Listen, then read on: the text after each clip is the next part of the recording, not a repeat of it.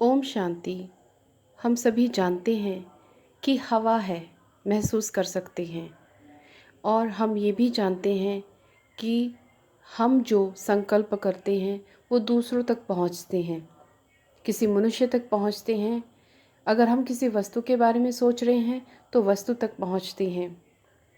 हमारे संकल्प ट्रैवल करते हैं, लेकिन हमारे संकल्प जो वायु में मौजूद एलिमेंट है, जिसे कि ईथर कहते हैं, उसके द्वारा ट्रैवल करते हैं। सूक्ष्म ते अति सूक्ष्म है। हवा देखा नहीं जा सकता, लेकिन उसमें भी एलिमेंट है ईथर तत्व। और उस ईथर में भी दो तत्व हैं, नेगेटिव और पॉजिटिव। जब हम किसी के लिए अच्छा सोचते हैं तो वो ईथर तत्व आपके वो पॉजिटिव पॉइंट को ले जा कर के उस व्यक्ति तक पहुंचा देता है और उस व्यक्ति को टचिंग होती है। या तो उसको आपका चेहरा दिखेगा और आपकी किसी बात को याद आएगी और उसके भाव उत्पन्न होंगे, और वो भाव जो है वो ईथर तत्व वापस आपको लेकर रिस्पॉन्ड दे देगा। यानी कि हम अगर किसी के बारे में अगर सोचते हैं तो हमारे विचार उस तक पहुंचते हैं ईथर तत्व के द्वारा। अगर हम बुरा बोलते सोचते हैं तो उसे मैसेज पहुंच जाता है। जब हम किसी से भी किसी के लिए क्रिटिसाइज़ करते हैं, किसी के चरित्र के बारे में बोलते हैं या किसी के ट्रेट्स के बारे में बोलते हैं, तो ये हमें उस वक्त ये सोच लेना चाहिए कि ये बातें वो आत्मा सुन रही है, यानी कि उसको टचिंग होती जा रही है और उसको आपका चेहरा दिखेगा। और आपका चेहरा दिखने के साथ आपने तो किसी के साथ डिस्कस किया किसी के बारे में कि वो फलाना ऐसा है, वो गंदा है, वो चरित्रहीन है, वो बहुत ही बुरा सोचता है, उसका व्यवहार मुझे पसंद नहीं। आपने तो उससे डिस्कस किया, लेकिन वो डिस्कस उस तक ईथर के द्वारा पहुंच गया, नेगेटिव पॉइंट को पकड़ के उस तक पहुंच गया। उसको आपकी टचिंग हुई और उसने भी वैसा ही रिएक्ट किया और रिएक्ट करके आपको रिस्पॉन्स किया, और आपको भी फिर से टचिंग होगी और आप फिर से एक्शन में आएंगे और फिर से उसके बारे में गलत गलत बोलेंगे। इस हवा में ईथर तत्व की मौजूदगी और उसमें प्लस और नेगेटिव, प्लस और माइनस, ये दोनों चीज़ें होती हैं। लेकिन हमें जब ज्ञान की प्राप्ति होती है और हमें बाबा यही सिखाते हैं कि बच्चे, अच्छा बोलना है, अच्छा सोचना है। किसी भी मनुष्य को देख करके, किसी भी आत्मा को देख करके उसके अवगुण को नहीं, गुणों को देखना है।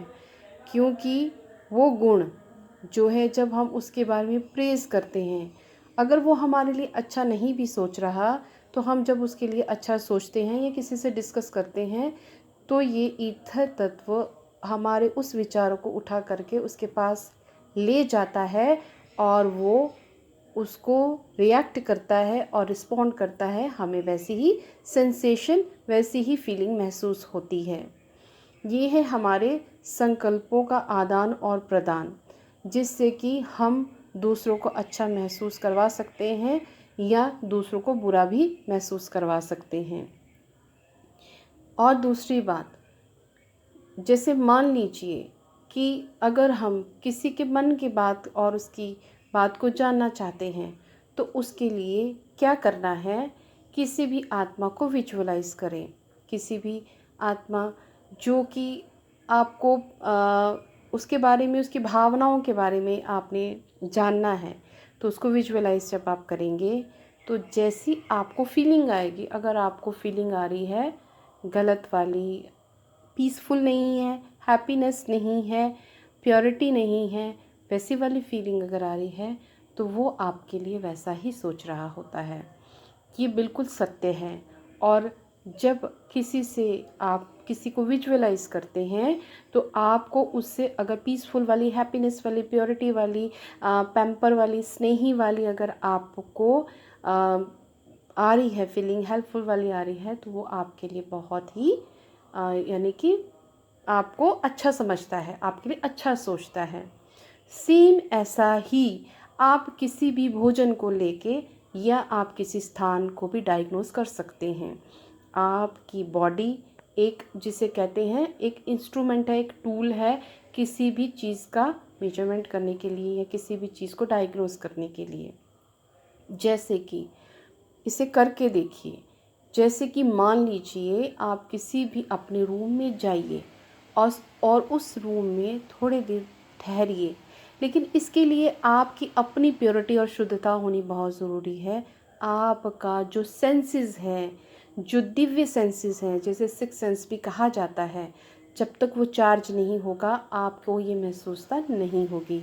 ये सिक्स सेंस, ये दिव्य सेंस जो है हर एक प्राणी को मिला हुआ है और इसका वो यूज़ कर सकता है। लेकिन आजकल के टाइम के अकॉर्डिंगली जब से बचपन से पैदा हुए और अब तक जो सिचुएशन से हम गुज़रते गए, हमें कोई प्रताड़ित करता रहा, हमें कोई डिसअपॉइंट करता रहा, हम फ्रस्ट्रेट होते रहे, हम नेगेटिव सोचते रहे, उसकी वजह से हमारी ये पॉइंट्स जो है, सेंसेस जो है, ये इनकी फ्रीक्वेंसी कम हो जाती है।